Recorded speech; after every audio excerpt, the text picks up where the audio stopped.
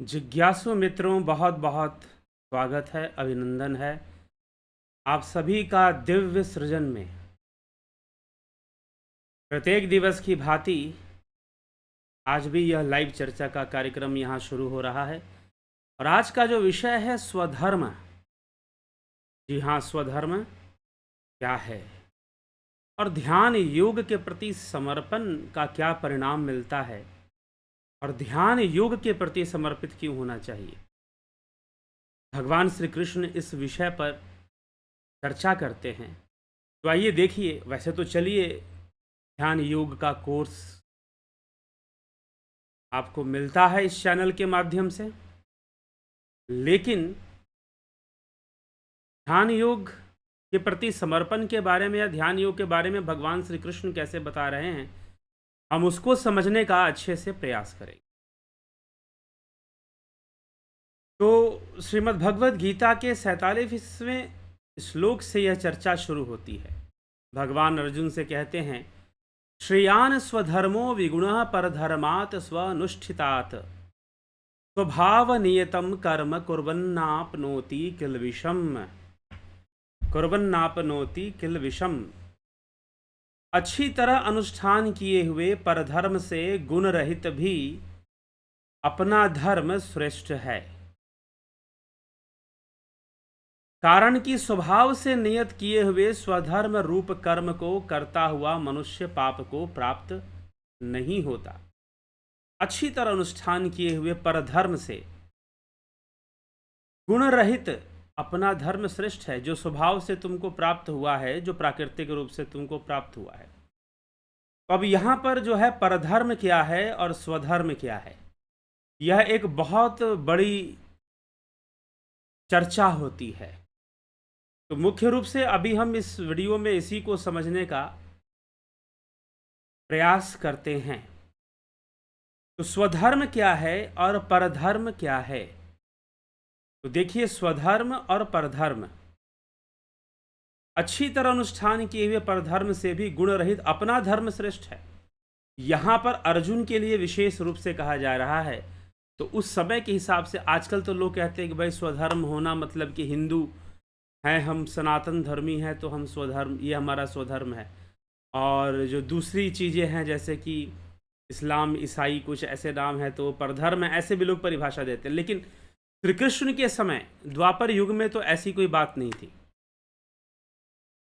तो भगवान श्री कृष्ण अर्जुन को स्वधर्म और परधर्म का अर्थ किस रूप से समझा रहे हैं कि जो तेरा स्वधर्म है, अर्थात तू क्षत्रिय है, योद्धा है और यह युद्ध करना तेरी प्रवृत्ति है, तेरा स्वधर्म है। और जहां पर धर्मयुक्त युद्ध हो रहा है वहां तुझे युद्ध से तो नहीं भागना चाहिए, कम से कम ये तेरे स्वधर्म का पालन। और तू परधर्म, तू कहता है कि तू भिक्षा मांगकर जीवन व्यतीत कर लेगा, तू ब्रह्मचारियों जैसा जीवन व्यतीत कर लेगा।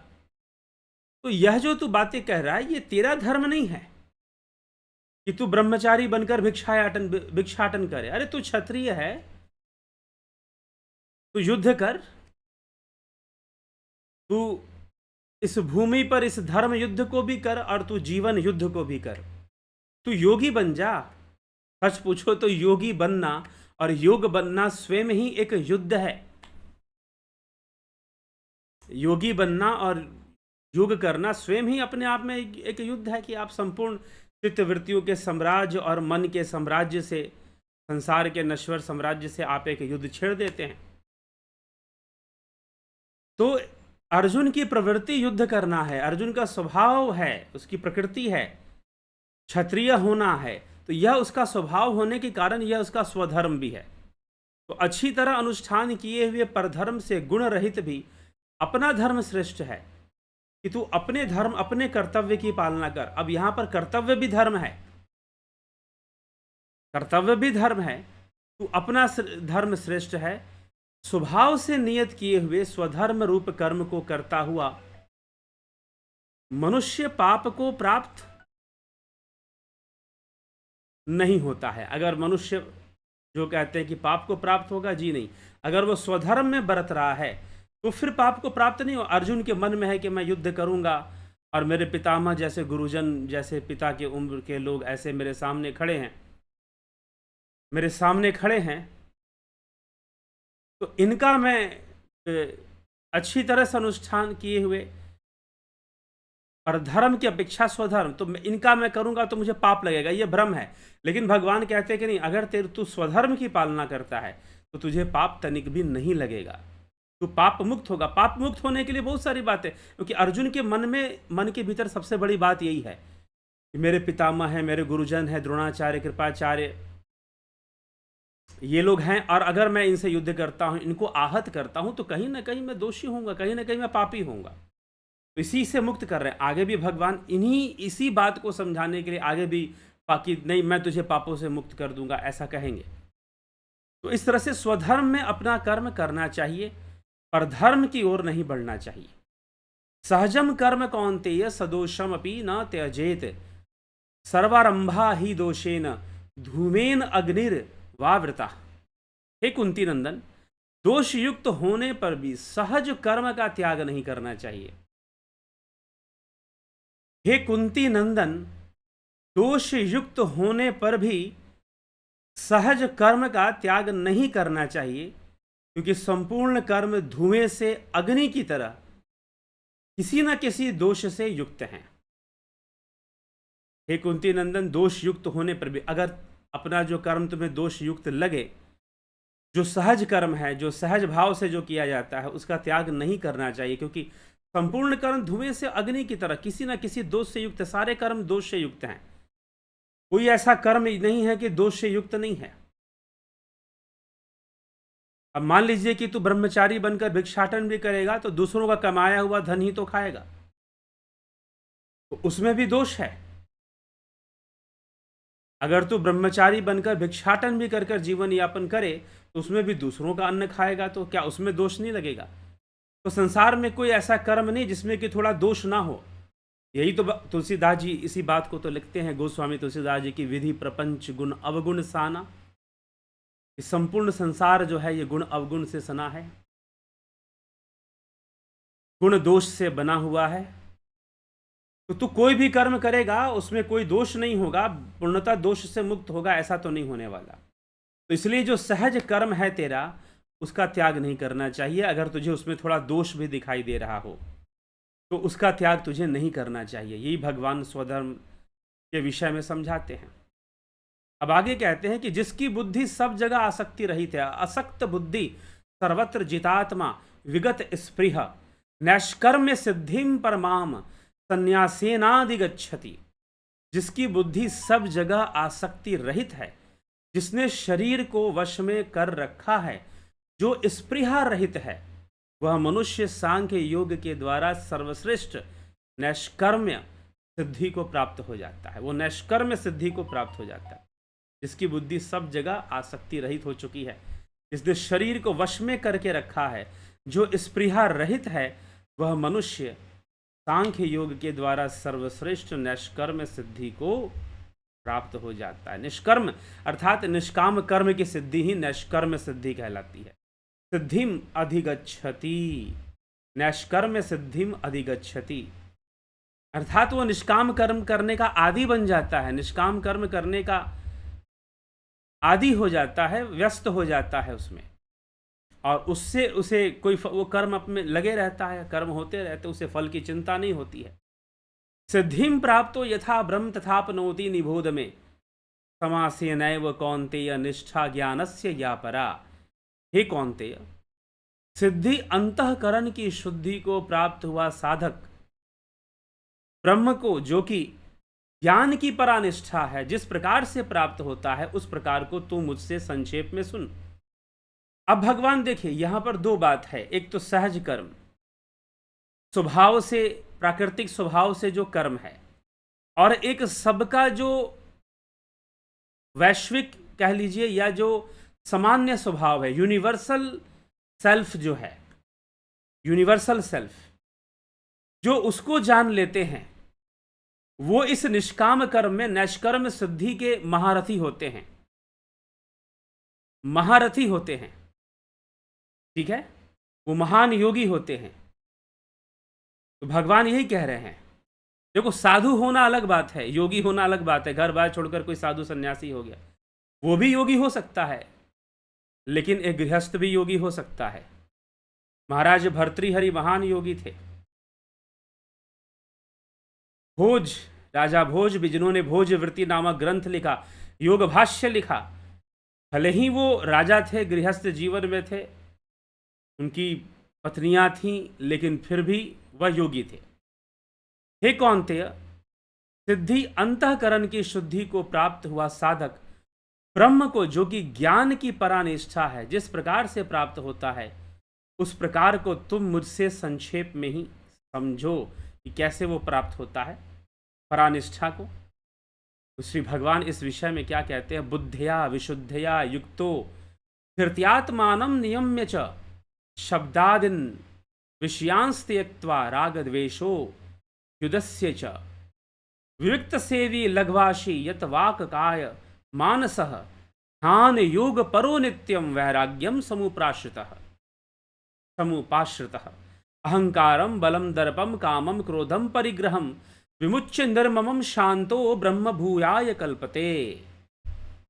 जो विशुद्ध बुद्धि से युक्त वैराग्य के आश्रित एकांत सेवन करने वाला, नियमित संयमित भोजन करने वाला, धैर्यपूर्वक इंद्रियों का नियमन करके शरीर वाणी मन को वश में, शब्द आदि विषयों का त्याग करके और राग द्वेष को छोड़कर निरंतर ध्यान योग के परायण हो जाता है, अहंकार बल दर्प काम क्रोध और परिग्रह से मुक्त होता है, बाद में वो परिग्रह से रहित होकर, संपूर्ण मोह से रहित शांत होकर ब्रह्म प्राप्ति को पात्र बन जाता है। वही ब्रह्म प्राप्ति का पात्र बन जाता है। कौन? किस व्यक्ति के लिए कौन ब्रह्म प्राप्ति का पात्र बनता है? कौन? अब एक बात है कि स्वधर्म समझाते समझाते ब्रह्म प्राप्ति पर क्यों आ गए? क्योंकि वास्तविक जो स्वधर्म है वो आत्मा ही है। आपका जो स्वरूप है, हम सब का जो वास्तविक स्वरूप है जीव का, वह ब्रह्म है, वह आत्मा है। जो विशुद्ध बुद्धि से युक्त वैराग्य के आश्रित एकांत का सेवन करने वाला, नियमित भोजन करने वाला, धैर्यपूर्वक इंद्रियों का नियमन करके, शरीर वाणी मन को वश में करके, शब्दादि विषयों का त्याग करके और राग द्वेष को छोड़कर निरंतर ध्यान योग के परायण हो जाता है, जो ध्यान योग के परायण, ध्यान योग को समर्पित हो जाता है, ध्यान योग ही जिसका लक्ष्य हो जाता है जीवन का, अहंकार बल दर्प काम क्रोध और परिग्रह से वो क्या, इन सब से मुक्त होते हुए वह ब्रह्म प्राप्ति का पात्र हो जाता है। ब्रह्म भूयाय कल्पते, ब्रह्म भूयाय कल्पते, अर्थात वह ब्रह्म प्राप्ति का पात्र हो जाता है।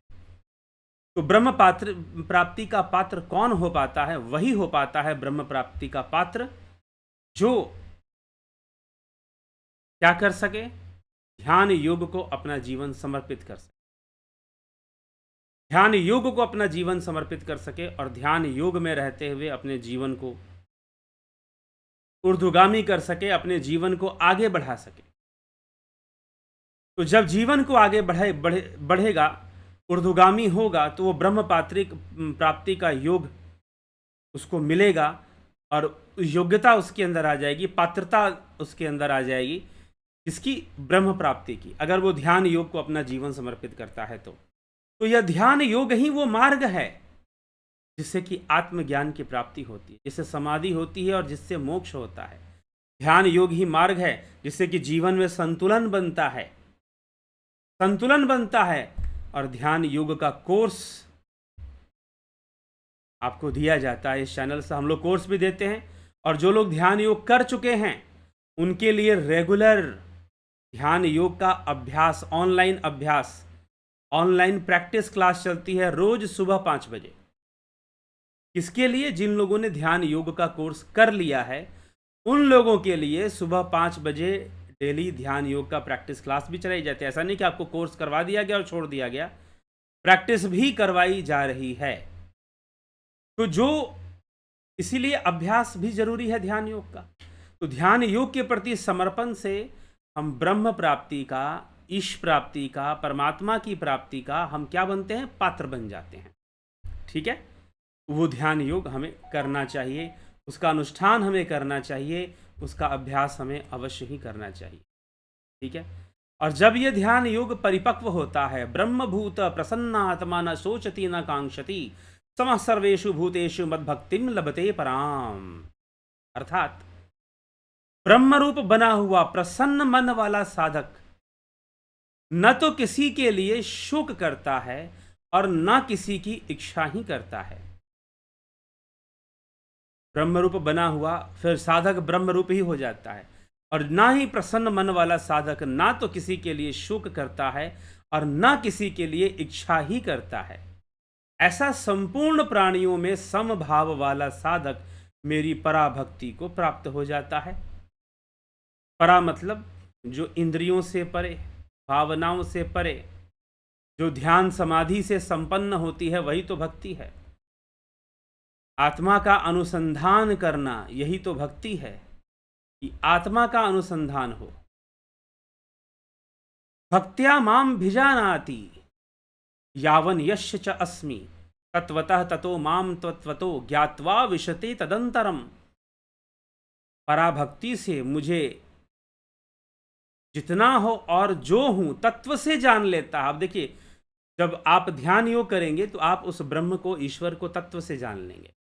जब आप उसे तत्व से जान लेता है, फिर मुझे तत्व से जानकर तत्काल प्रविष्ट हो जाता है, मुझ में ही प्रविष्ट हो जाता है, तत्व में तत्व मिल जाता है, मुझ में ही प्रविष्ट हो जाता है। अपने अस्तित्व की कामना नहीं करता, या अपने अस्तित्व का अहंकार नहीं करता कि मेरे पास कुछ अलग अस्तित्व है। वह मूल अस्तित्व में जाकर लीन होता है, और वह मूल अस्तित्व उस परमात्मा का है, द रियल बीइंग उस ब्रह्म का है। तो पराभक्ति से मैं जितना हूं उतना मुझे जानता है, ना कि कुछ। हम बहुत कुछ जानते हैं ना भगवान के विषय में, वास्तव में जो एग्जैक्टली जो वो है वो ना जानकर बहुत कुछ जानते हैं भगवान के विषय में। यहां समस्या हो जाती है। जो बहुत कुछ जानते हैं, तत्व रूप से नहीं जानते, बाकी सब कुछ जान लेते हैं।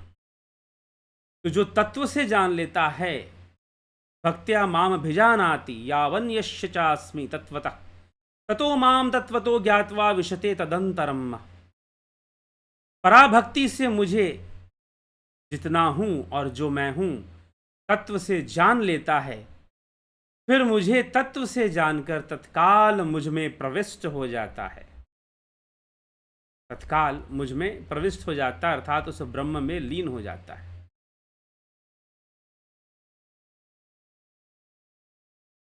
तो इसी प्रकार से भगवान समझाते हैं कि यह भी स्वधर्म की ही व्याख्या चल रही है, क्योंकि ध्यान योग से आत्मा की प्राप्ति कर कर स्वधर्म की ही प्राप्ति होती है। सर्व कर्माण्य अपि सदा कुर्वाणो मध्य व्यपाश्रय मत प्रसादाद वापनोति शाश्वतम पद मव्ययम। मेरा आश्रय लेने वाला भक्त सदा सब कर्म करता हुआ भी मेरी कृपा से शाश्वत अविनाशी पद को प्राप्त हो जाता है। जो आश्रय लेता है उस ब्रह्म का, ध्यान योग परायण होता है, ध्यान योग में समर्पित होता है, वह निश्चय ही उस ब्रह्म को प्राप्त हो जाता है। तो इस तरह से तो एक तो स्वभाववश, इस प्रकृति के दिए हुए स्वभाववश एक अर्जुन का स्वधर्म है, और एक स्वधर्म अर्जुन का उसकी आत्मा जो कि ध्यान योग है। और जो उस वास्तविक स्वधर्म को प्राप्त कर लेते हैं, उनके द्वारा किए गए सारे कर्म स्वतः ही निष्काम कर्म हो जाते हैं, स्वतः ही निष्काम कर्म हो जाते हैं। और ऐसा निष्काम कर्म करने वाले वो ईश्वर परायण हो जाते हैं। इसलिए भगवान कहते हैं कि मत परह, वह मेरे परायण हो जाता है। तो वो ईश्वर परायण हो जाया करते हैं। और इस प्रकार से हमें स्वधर्म की ओर चलना चाहिए, स्वधर्म को जानना चाहिए। अपने संसार में जो स्वभाव से, जो संस्कार से, जो कर्तव्य जो हमें प्राप्त होते हैं, उन कर्तव्यों का पालन करना चाहिए। उन कर्तव्यों का पालन करना हमारा स्वधर्म तो है ही, लेकिन आत्मा को जान लेना हमारा वह भी स्वधर्म है, जो कि मात्र ध्यान योग से संभव है। तो चलिए इसी के साथ विराम देंगे। और यह ध्यान योग का जो कोर्स है वह इस प्रकार से चलता है। प्रत्येक मास 20 मई से 20 मई 2023 से यह ध्यान योग का कोर्स चलने वाला है। यह ध्यान योग का कोर्स, ड्यूरेशन इसका 1 मंथ है। Guided meditation, transcendental meditation, spiritual healing या अतीन्द्रिय साधना, भावातीत अवस्था में जाने का यह कोर्स है। आप इसका लाभ उठाइए और अपने जीवन को आनंदित कीजिए। ध्यान योग के साथ प्राकृतिक चिकित्सा का भी कोर्स चलता है। प्राकृतिक चिकित्सा का आप लाभ उठाना चाहते हैं तो 20 मई 2023 से यह प्राकृतिक चिकित्सा का कार्यक्रम शुरू हो रहा है। बहुत ही वैकल्पिक चिकित्सा बहुत ही लाभकारी होती है, दवाइयों की निर्भरता से हमें मुक्त करती है और बहुत सारी क्रियाओं से को जानकर हम अपने शरीर को स्वस्थ रखने में सफल होते हैं। तो यह ऑनलाइन कोर्स स्टार्टिंग फ्रॉम 20 मई 2023 प्राकृतिक चिकित्सा, इसके लिए कहा जाता है only in naturopathy patients becomes doctor. मतलब नेचुरोपैथी, प्राकृतिक चिकित्सा में ही जो मरीज है वो डॉक्टर बन सकता है। सिर्फ प्राकृतिक चिकित्सा में ये संभव है, ऐसा इसका मानना है। तो चलिए इसी के साथ आज के अभी हम चर्चा को विराम देंगे। कल फिर मिलेंगे लाइव चर्चा में 9 PM पर। बहुत बहुत आभार आप सभी का। ओम तत्सत।